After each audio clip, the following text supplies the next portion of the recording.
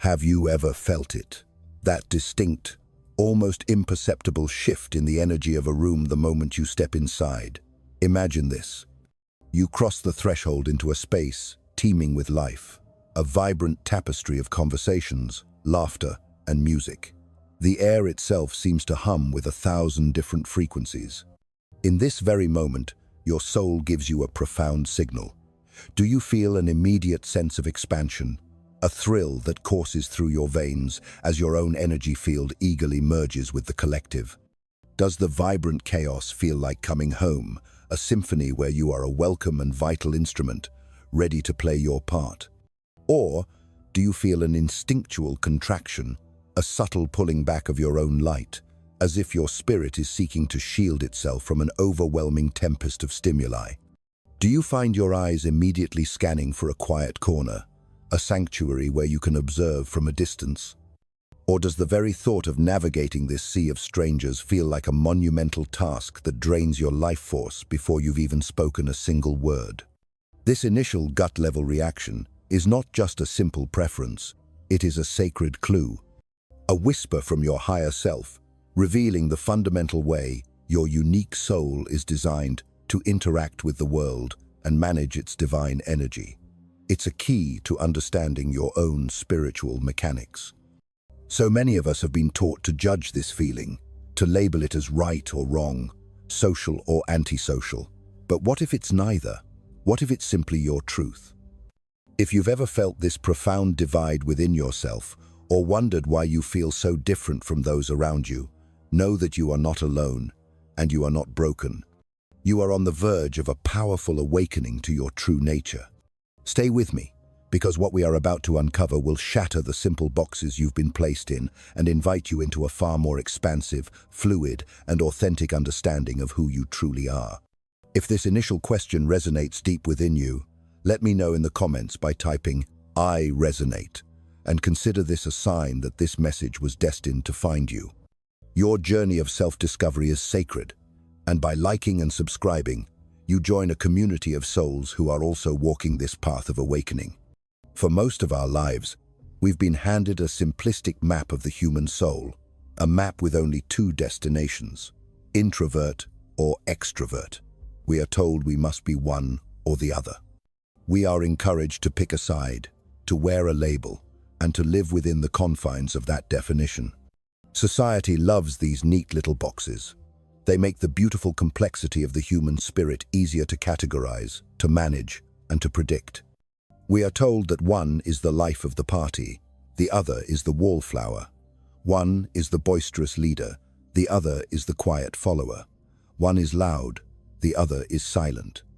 One is open, the other is closed. But have you ever felt the profound dissonance of these labels? Have you ever stood in a crowd, the supposed extrovert, yet felt an unspeakable loneliness? Have you ever sat in quiet solitude, the supposed introvert, yet felt a universe of connection within yourself? The truth is, these labels are not sacred truths. They are man-made constructs, prisons for the soul that prevent us from embracing our full, magnificent spectrum of being. The idea that you can be summed up in a single word is the greatest illusion ever perpetrated upon the human psyche. You are not a static entity, a fixed point on a chart.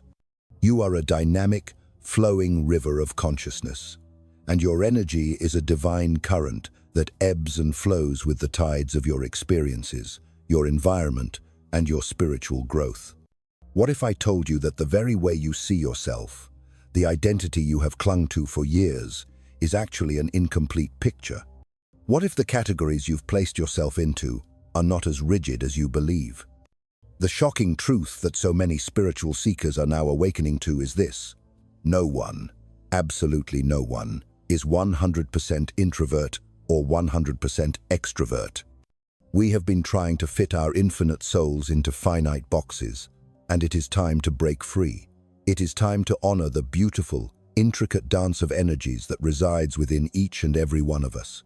This profound revelation, this permission to exist beyond the binary, was first brought into the light of our collective understanding by one of the most influential figures in the exploration of the human psyche, a true spiritual cartographer named Carl Jung. In the early part of the 20th century, he introduced a theory that would forever change how we understand the architecture of our personality. Jung argued that introversion and extraversion are not merely about being social or shy. They are about something much deeper, something far more fundamental to our existence. They describe the very direction in which we channel our mental and spiritual energy, our life force. Imagine your soul as a source of divine light. An introvert, according to Jung's profound insight, is a soul who directs this light inward. Their energy naturally flows toward their inner world, the rich, infinite landscape of their thoughts, their feelings, their dreams, and their ideas. For them, this inner realm feels more real, more vibrant, and more significant than the external world. They seek solitude not because they dislike people, but because it is in the sacred silence that they can truly connect with themselves and recharge their spiritual batteries. Deep thinking, introspection, and reflection are not chores for them. They are the very fuel that sustains their spirit.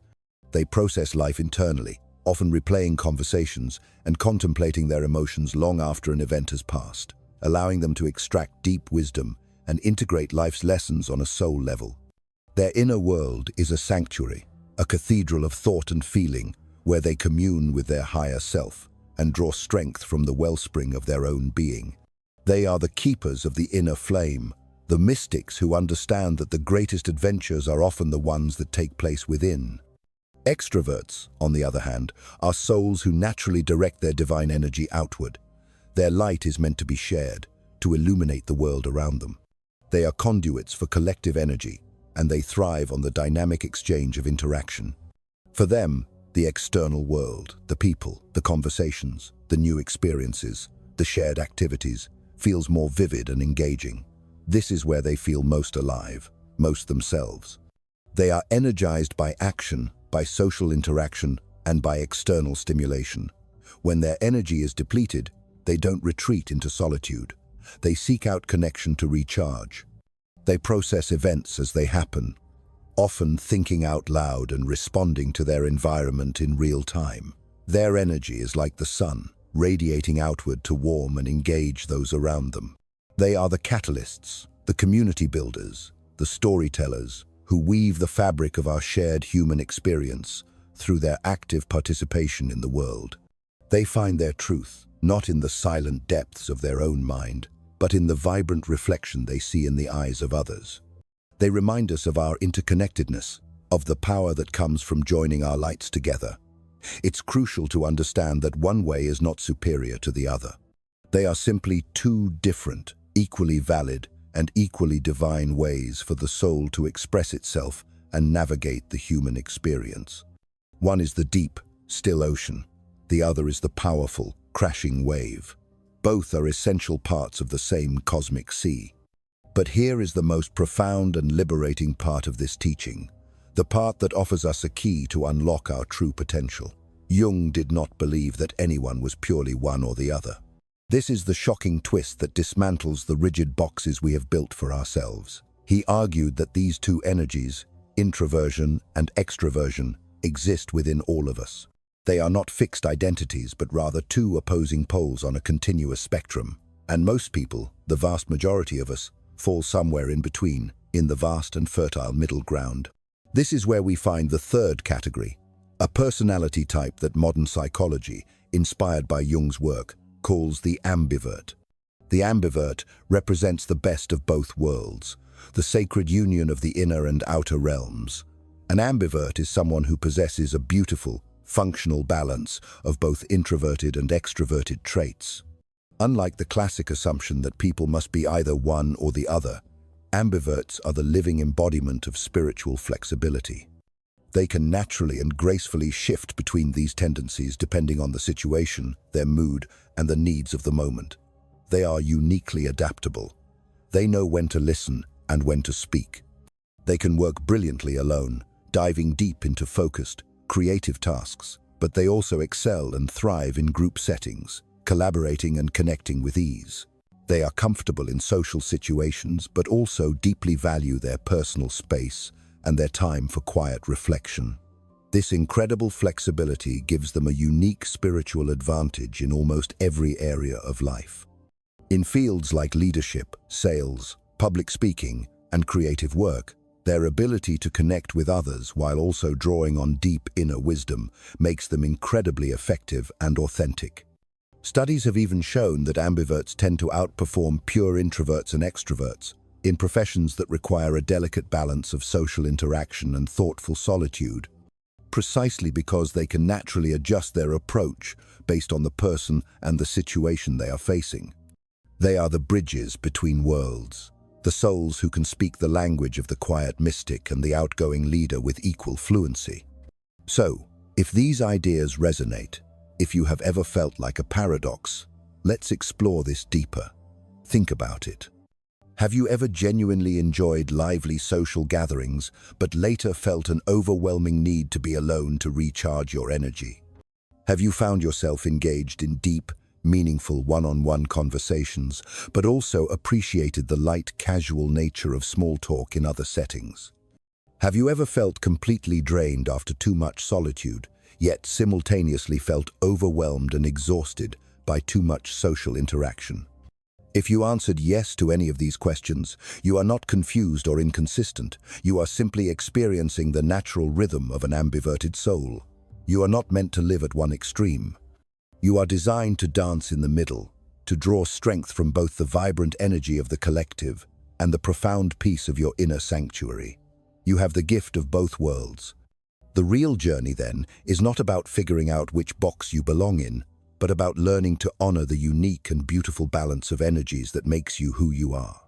Understanding this is the first step toward living a life that is not just successful but deeply, soulfully aligned with your authentic self.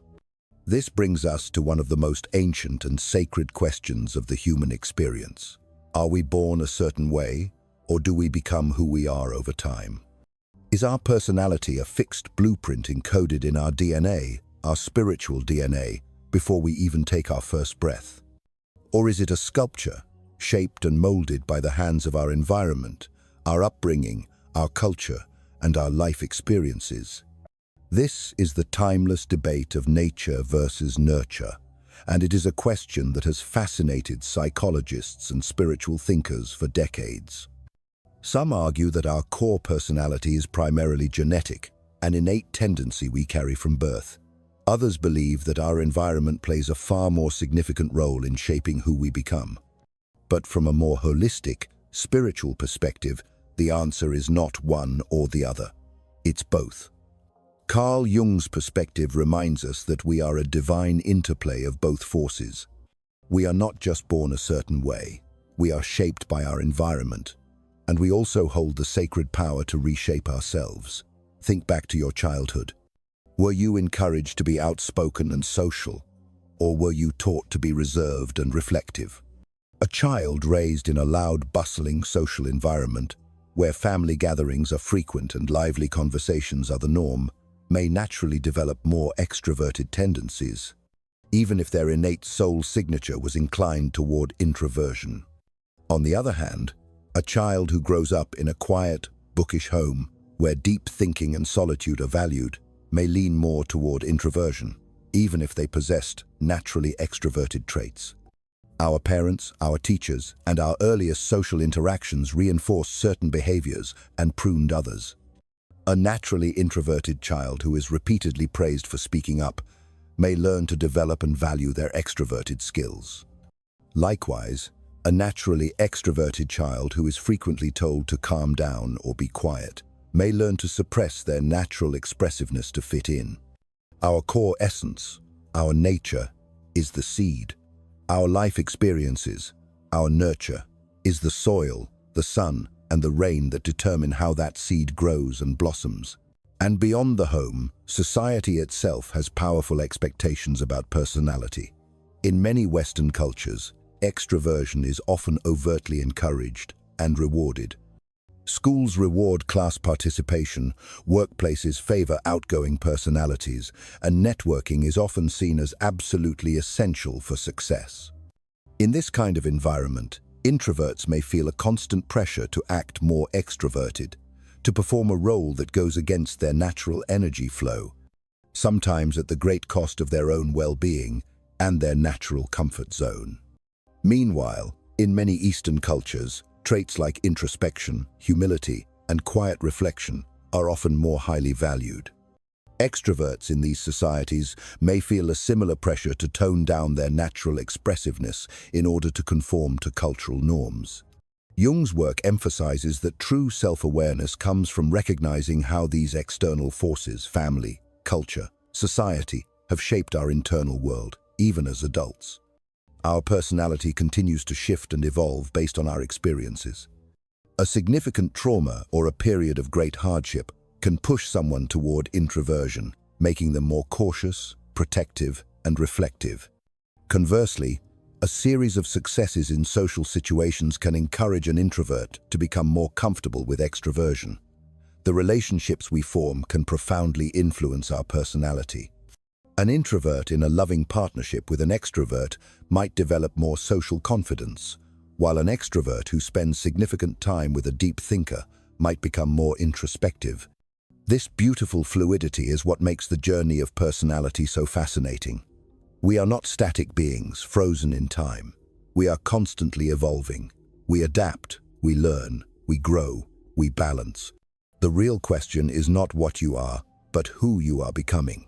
Are you consciously choosing how you show up in the world, or are you allowing your past conditioning and external pressures to dictate your reality? The fundamental problem with all these myths and rigid labels is that they drastically limit how we see ourselves and what we believe is possible for our lives. When we put ourselves into a box, we build the walls of our own prison. If you believe, I am an introvert, so I can't be a leader, or I am an extrovert, so I can't enjoy solitude, you are restricting your potential and denying the multifaceted nature of your own soul. Carl Jung's work is a powerful encouragement for us to move beyond these rigid labels and to recognize and celebrate the incredible fluidity of our personality. Instead of forcing yourself into a predefined category, begin to ask yourself more empowering questions. Ask, what situations, what people, what activities truly bring me energy? And just as importantly, what drains me? Ask, how can I consciously develop the skills that balance my natural tendencies, allowing me to be more whole and effective? And most profoundly, ask yourself, am I living my life in accordance with my authentic self? Or am I stuck performing a role based on a stereotype? The key is not to define yourself as an introvert or an extrovert. The key is to understand yourself deeply, to know your own energy, and to embrace the full, beautiful range of traits that make you who you are. This journey is about self-acceptance and integration. It is about understanding that your personality is not a fixed trait written in stone, but an evolving spectrum of possibilities. So, let us return to the question we started with, but now with this new, more expansive awareness. Are you really an introvert or an extrovert? Or are you something far more magnificent in between? Carl Jung's theory challenges us to think beyond these simplistic labels. It's not about fitting into a predefined category. It's about recognizing the fluidity of your own personality and understanding how it shapes your unique human experience. Perhaps you have always thought of yourself as an introvert, but now, upon reflection, you realize you have powerful moments of extraversion that you can call upon when needed. Or perhaps you have always identified as an extrovert, but now you notice how much you sometimes crave and need solitude to feel truly balanced and whole. That is the incredible beauty of Jung's insight. Your personality is not a fixed, static trait, but an evolving, dynamic spectrum. Instead of asking, which category do I belong to? Ask yourself these more powerful, life-altering questions. What truly energizes my soul? What environments and interactions drain my life force? How can I use this sacred knowledge to live a more fulfilling and aligned life? Understanding your own unique balance can help you create a lifestyle that resonates with your natural energy.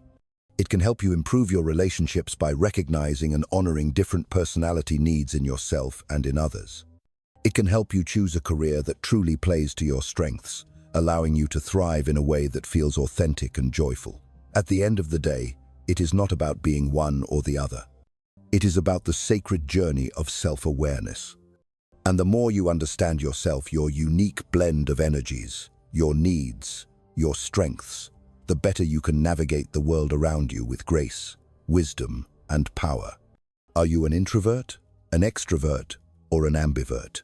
Drop a comment below, and let's discuss this beautiful journey of self-discovery. If this video gave you a new perspective, a moment of clarity, or a feeling of recognition, please make sure to like, subscribe, and share it with someone you feel needs to hear this message.